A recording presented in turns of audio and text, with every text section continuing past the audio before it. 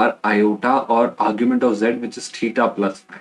I hope you are comfortably able to understand my statement, which in a simpler language can also be written as r times e to the power iota theta times e to the power iota phi. I hope you are getting my statement very clearly. Now, e to the power iota theta, we were already aware कि ये जो था ये z ही था, तो technically z1 क्या आ रहा है स्टूडेंट्स? शैल आई से z1 इज नथिंग, बट आप गौर से देखें, so z1 इज, ध्यान से देखना, z times e to the power iota phi. Now that is something very crucial as a result. ये काफी इंपॉर्टेंट बात यहाँ पर मैं कह रहा हूँ आपसे, जो आप याद रखिए. क्यों याद रखिए? ध्यान से सुनिएगा. ये एक क्रूशियल रिजल्ट इसलिए हो जाता है कि तीन बातें. You were originally having a complex number z, so this is what you had, and you rotated this complex number z by an angle phi in the anticlockwise direction. You did not make any changes to its modulus, to its magnitude, to its distance from origin. वो maintained वही रहा, मतलब p से आपने सिर्फ घुमा के उसे q पर ले जाके रख दिया. But the new complex number q or z1 will be given by z times the पुराना complex number times e to the power iota phi. This is how simple it is. Simple C भाषा में अगर आपको ये बात समझ आई है तो आप कॉम्प्लेक्स नंबर्स के रोटेशन को बखूबी समझ पा रहे होंगे, मेरा ऐसा मान. आई होप ये बात आप क्लैरिटी के साथ समझ आ रही है. बस इतनी सी बात को ही आज के लेक्चर में हम और एक्सटेंडेड मैनर में समझेंगे. ये तीन चार बातें बड़ी क्रूशियल सी थी जो आपने आई होप समझी होंगी. इसी बात को एक और पर्सपेक्टिव से समझा जाता है, मतलब इसी को एक्सटेंड कर दूं, यहाँ पे हमारे पास क्या था? Technically origin. मतलब ये जो बात यहाँ लिखी हुई है स्टूडेंट्स, समझना, मैं इसी बात को एक और पर्सपेक्टिव से आपको दिखाता हूँ, है ना. यहाँ पे क्या था सिनेरियो, वो समझो आप. यहाँ पर सिनेरियो ये था स्टूडेंट्स कि आपके पास ये जो लिखा हुआ है z1, ये टेक्निकली लिखा है z1 minus zero is equal to, ये क्या लिखा है? ये लिखा है z minus zero times whole of e to the power iota phi. If I restructure it तो ये ऐसा लिखा हुआ है z1 minus zero upon z minus zero is equal to e to the power iota phi. बस इसमें एक छोटा सा पार्ट और ऐड कर रहा हूँ. e to the power iota phi को मैं 1 से मल्टीप्लाई कर रहा हूँ. 1 का मतलब क्या ये हो सकता है? z1 minus zero upon z minus zero, क्योंकि z1 और z दोनों का ही मॉड्यूलस सेम है, तो ये डिवाइड होकर 1 ही हो जाए.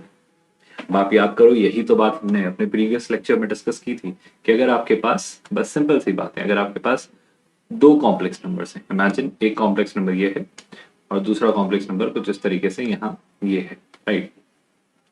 अब इन कॉम्प्लेक्स नंबर का टेल सेम है, यानी वही बात दोबारा. मान लो ये कॉम्प्लेक्स नंबर है z2, ये कॉम्प्लेक्स नंबर है z3 और ये कॉम्प्लेक्स नंबर है z1. अब z2 z1 को आपने रोटेट किया एक सर्टेन एंगल से, लेट्स से वो एंगल था थीटा फॉर यू, है ना. This is a different scenario now, but इसी को इसी से कनेक्ट करके आपको दिखा रहा हूँ. लास्ट लेक्चर में जो सीखा उसी बात का एक्सपेंशन आपको दे रहा हूँ. सो अब बताओ क्या किया सर? हमने z3 z1 complex number gain किया by rotating the complex number z2 z1. तो हम इसे लिखते हैं z3 minus z1 upon z2 minus z1, which is equal to the ratio of the modulus of, यही same, z3 minus z1 upon z2 minus z1, and this is multiplied by e to the power iota theta, where theta is nothing but the angle जो anti-clockwise direction में आपने rotate. Now let us understand the question first of all. z1 z2 be the roots of the equation. So एक quadratic equation आपको दी गई है z square plus pz plus q is equal to 0, है ना.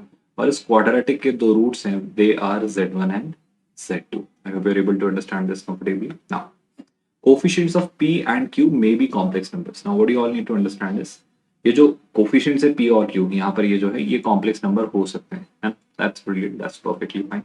Now, a and b represent z1 and z2 in the complex plane, है ना. तो दो complex number है technically a और b.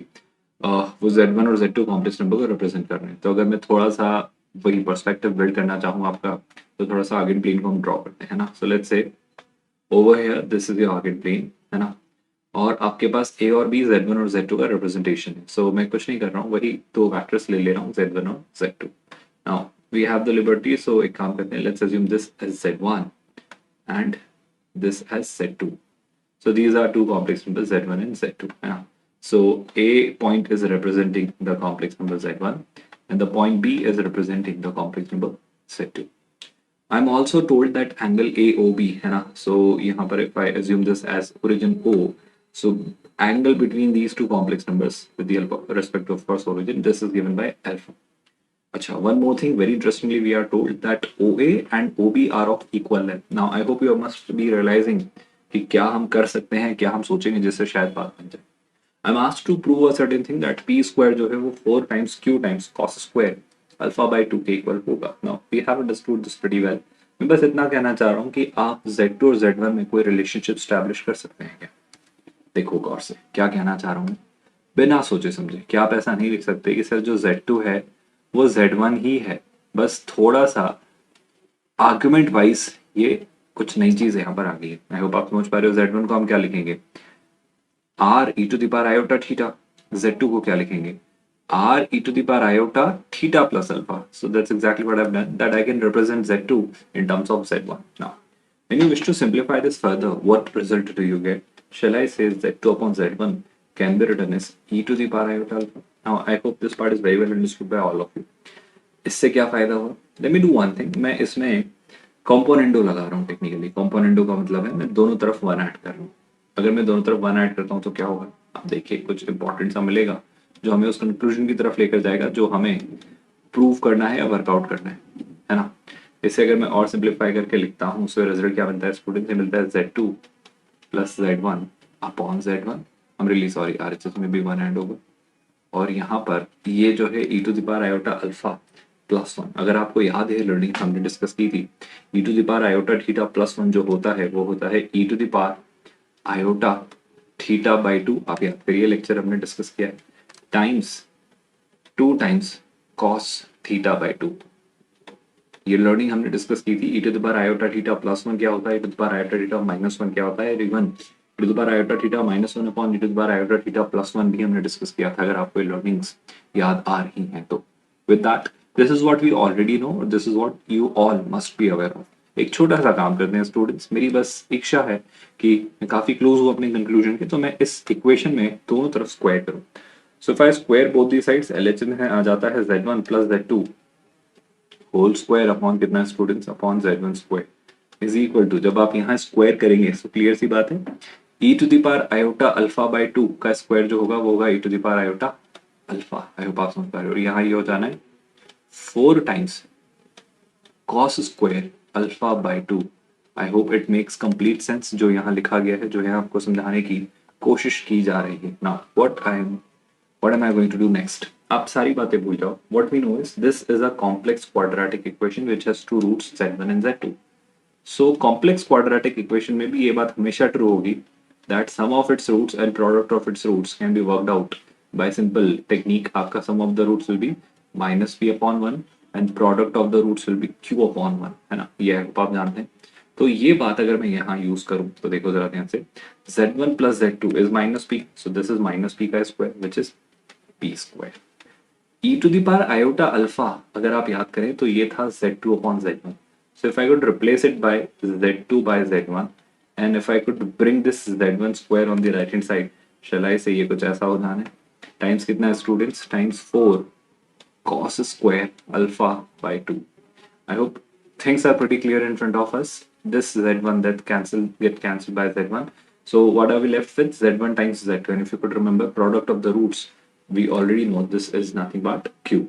So I will be replacing it by P square is equal to Z1 Z2 is nothing but Q times 4 cos square alpha by 2.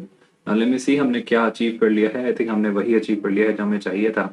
So I think if I were to rearrange this, I'll be getting P square is equal to 4 times Q times cos square alpha by 2, and that is going to be the answer to this question.